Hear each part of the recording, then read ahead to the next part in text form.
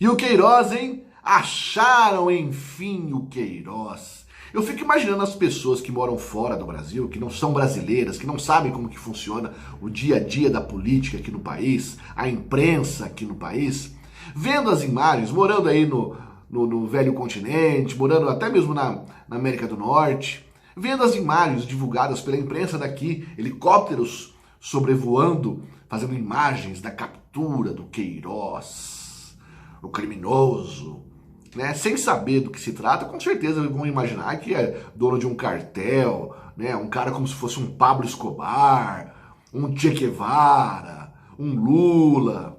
Mas não, é o Queiroz, que foi apreendido. E as fotos que mais circularam era lá do Al Pacino, né? O bonequinho do Al Pacino, do Montana, né? Tony Montana ou Tony Fontana, né? Daquele filme Scarface. E os R$ 900 que ele tinha lá. Mas você que tá aqui, que vem pra me criticar aqui no vídeo, falando, eita, agora você vai passar pano pro Queiroz, você aceita criminoso, você aceita coisa errada, você é um falso moralista. Pra você que tá pensando isso e tá querendo falar isso, comentar aqui no vídeo, baixa a bola, baixa a bola. Vamos conversar sério. Você quer conversar? Nós vamos conversar sério. Deixa seus comentários aí.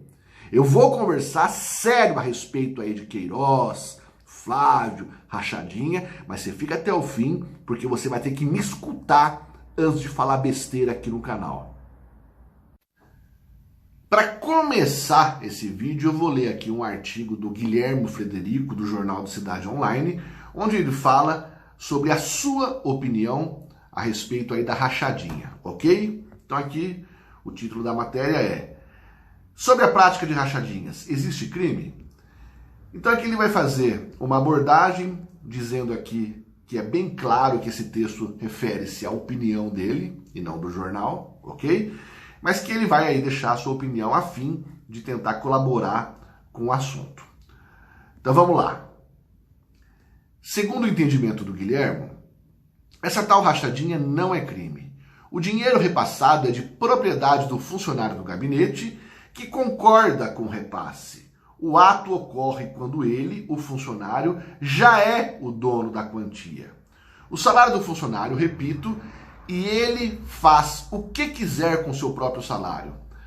Para mim, no caso o Guilherme, o ato é uma negociação privada e moral entre duas pessoas, mas não é crime. Especialmente não é crime de peculato ou de corrupção, como alguns dizem, onde o bem jurídico tutelado é a administração pública. Não houve prejuízo aos cofres públicos, considerando que o salário foi pago ao funcionário, que trabalhou normalmente e tem aí o direito ao seu recebimento. O que Queiroz fez pode, quando muito, configurar ato de improbidade administrativa, mas isso é outra história. Crime do ponto de vista do direito penal não é. Aliás, exatamente por isso que todos os parlamentares de esquerda sempre fizeram isso aí, a tal rachadinha, há 30 anos, sem nunca serem punidos. Existem gabinetes que tornam explícita a contribuição do ao partido de 10% dos salários dos funcionários e ninguém questiona. Mas agora o judiciário analisará a questão. Vamos usar o caso do Queiroz, que se relaciona aos fatos ocorridos em 2016, considerando que ele era ligado ao filho do atual presidente da República para dar uma resposta à sociedade.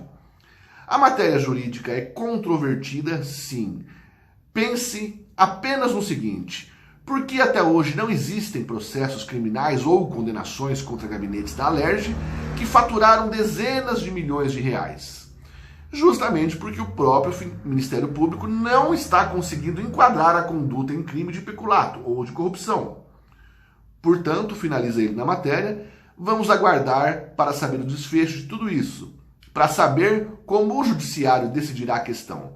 Mas analisem as coisas corretamente, não se deixando pautar pela narrativa espetaculosa midiática, que tenta construir os fatos ao invés de contá-los. Está aqui a fotinha do Guilherme Frederico, Piacese Ramos. Feito esse comentário do Guilherme, agora vem comigo. Creio que muitos de vocês tenham conhecimento dessa lista aqui, meus queridos. as movimentações suspeitas de funcionários da Assembleia do Rio de Janeiro em 2016. Nós temos aqui em 17º lugar em escala de valores o Flávio Bolsonaro com 1,3 milhões. E se eu não me engano, esse 1,3 milhões corresponde à entrada e saída. Então seria aproximadamente 650 milhões de reais. Né? Quando entra, 650 milhões de reais, e quando sai, então o que é considerado é a movimentação, ou seja, a soma da entrada e da saída, ok? Vamos lá. Antes de eu sair dessa tela aqui, meus amigos, não é questão de falar, aí o PT, isso e aquilo. Não é isso, meus queridos. Se você me perguntar, você quer que seja investigado? Bom, eu quero que seja investigado, né? Mas o que você quer que seja investigado, Ítalo? Eu quero que seja investigado tudo isso daqui. Tudo isso daqui, ó. André Siciliano, com aí aproximadamente aí 40, 50 vezes mais movimentações do que aí a questão do Flávio Bolsonaro, Paulo Ramos, Márcio Pacheco. E aqui, meus amigos, não é uma narrativa pronta. Eu vou explicar para vocês o porquê que eu penso que isso aqui é de fundamental importância a gente abordar isso daqui. Nós temos quantos e quantas pessoas aqui com movimentações maiores que é do Flávio Bolsonaro, e ninguém está falando nada. Por quê? Então, o que acontece? Sobre o artigo que eu li aí do Guilherme, meus amigos, a minha opinião sempre foi, eu acho que praticamente a mesma que a dele, entendeu? Eu jamais me submeteria a repassar o salário que eu ganho para o meu chefe e jamais submeteria um subordinado repassar parte do seu salário para mim. Você pode não acreditar, a gente sabe que muitas pessoas falam que jamais falariam isso, jamais fariam isso, mas eu tenho muitos amigos, familiares que assistem aqui também o meu canal e eles estão me assistindo, vendo falar isso. Eles sabem o que eu já passei na minha vida, como empresário, como funcionário, eles sabem das coisas que eu já contei. Enfim, a minha vida é bem transparente para o meu círculo familiar, tá? Então eu posso falar que tranquilamente, embora vocês não me conheçam, né, na esfera pessoal, eu jamais aceitaria isso, ok? Agora a questão é o seguinte. Primeiro, nós temos que entender se é crime ou não é, entendeu? Então a abordagem que o Guilherme fez, ela foi bem transparente. Quando você pega o salário de alguém e toma para si, seja forçado, seja espontâneo, não houve um desvio de verba pública, porque a verba pública foi para o funcionário, e o funcionário, a partir daquele momento que recebe o seu salário, ele é dono do seu salário e ele faz com o seu salário o que ele quiser, entendeu? Agora, convenhamos, a gente sabe que se isso aí realmente aconteceu, meus amigos, eu acho que isso não é algo digno, não é algo honesto, ok? Pois bem, o Flávio deu a resposta dele, deu algumas respostas, falou de apartamento, falou disso, falou daquilo, das movimentações, de dinheiro que foi depositado ali em caixa eletrônico com envelopes de R$2.000 e tal, certo? Você acredita nele? Parte das pessoas vão falar que acreditam, outras pessoas vão falar que não acreditam, ok? Tudo bem? É possível a história do Flávio Bolsonaro ser verdadeira? Ela foge muito da realidade? Você que não concorda com isso, você pode no máximo dizer que é forçado. Mas dizer que é impossível a história dele ser verdadeira, eu acho que é um exagero. Você já não está dando a tua opinião de forma honesta. Estou falando aqui de possibilidades, ok? Então eu vejo tranquilamente possibilidade da história do Flávio ser verdadeira. Não há como você dizer que a história dele é impossível de ser verdade. Agora eu gostaria muito de saber, meus amigos, gostaria muito de saber, porque você que acha que seria muito estranho o Flávio ficar depositando lá de R$2 em R$2.000 em envelopes no caixa eletrônico, eu gostaria muito de saber qual é a justificativa do André Siciliano, que teve movimentações de quase 50 milhões de reais. Qual seria a desculpa dele? Qual seria a justificativa? Seria depósito? Seria o quê? Quais são os rendimentos dele? O que ele fez para movimentar em 2016 aproximadamente 50 milhões de reais. Porque convenhamos, é a lógica que eu estou pedindo para que nós usemos aqui. Se você acha forçado 1.300.000 reais, vocês não acham que seria... Eu tenho até curiosidade de saber qual seria aí a defesa do André Siciliano e do segundo colocado ali no ranking de 30 milhões. Pararam para pensar? E aí você vê mídia, você vê oposição, às vezes você que está me assistindo fica aí, mas e o Queiroz? E o Flávio? E a rachadinha? Vocês acham realmente que esse povo que está aí, MBL, oposição, PT, esses caras, imprensa, vocês acham realmente que esses caras estão interessados em saber se houve alguma coisa relacionada à rachadinha? Vocês acham que eles estão interessados nisso? Ou vocês acham que eles estão interessados em desgastar e derrubar o primeiro presidente da República eleito de direita no país? A primeira figura, o primeiro político que não teve apoio de ninguém, da elite, da imprensa, de partidos, de ninguém. Eleito pelo povo.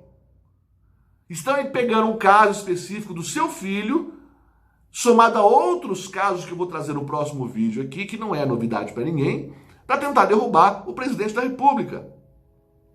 Qual é o escândalo de corrupção do Jair Bolsonaro, presidente da República? Eu quero que você me escreva aqui. Existem indícios do seu filho. Só que eu queria saber qual é a razão de não investigarem também os outros. E pode parecer que eu estou querendo criar uma narrativa como aquela que a oposição diz, que o bolsonarista diz, mas e o PT? Mas o PT? Não. Não estou criando essa narrativa. Estou dizendo que eu quero sim que seja investigado o Flávio Bolsonaro, mas não faz sentido algum, eu acho que é um tapa na minha cara, toda a imprensa e todas as instituições responsáveis por investigação não investigarem as demais movimentações na LERJ. É um tapa na minha cara. Ítalo, mas você tem que entender que o cara é filho do presidente. Eu não tenho que entender que o cara é filho do presidente, eu tenho que entender que foi movimentado. Se você fizer uma comparação assim, bem esdrúxula, tá? Bem porca. Se é verdade que houve aí rachadinha por parte do Flávio Bolsonaro, do Queiroz, isso aí comparado aos demais desvios que já aconteceram e já foram esclarecidos no Brasil, é como se o cara fosse um ladrão de galinha. Cadê a proporção, o senso de proporcionalidade? Cadê a razão do nosso cenário político? E ele já deu a justificativa dele, não sabemos se é verdade ou se é mentira. Repito, faz sentido, dá para ele defender em cima disso daí. Se for mentira, como aí o Guilherme escreveu, não é crime, entendeu? Embora eu repudie, eu jamais faria isso, mas vamos... Peraí, não é a esquerda que vai pautar esse canal. E não é a esquerda, meus amigos, que deve pautar você. Não caia nessa história. Como que eu vou aceitar discutir com qualquer pessoa que seja, que venha falar de rachadinha de Flávio Bolsonaro, sendo que essa pessoa não fala nada dos demais? E importa, sim, qual é o valor da movimentação.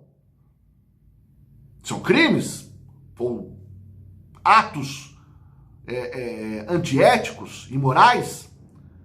Mas como que eu vou deixar de cobrar o cara que movimentou 50 milhões, o outro que movimentou 30 milhões?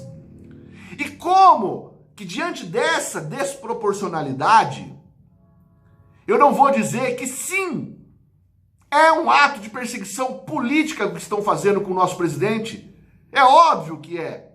Porque se todos estivessem sendo investigados, como é que eu ia dizer para você que me acompanha aqui nesse vídeo que isso seria perseguição política? Sendo que o Flávio e todos os outros estão sendo investigados da forma que tem que ser.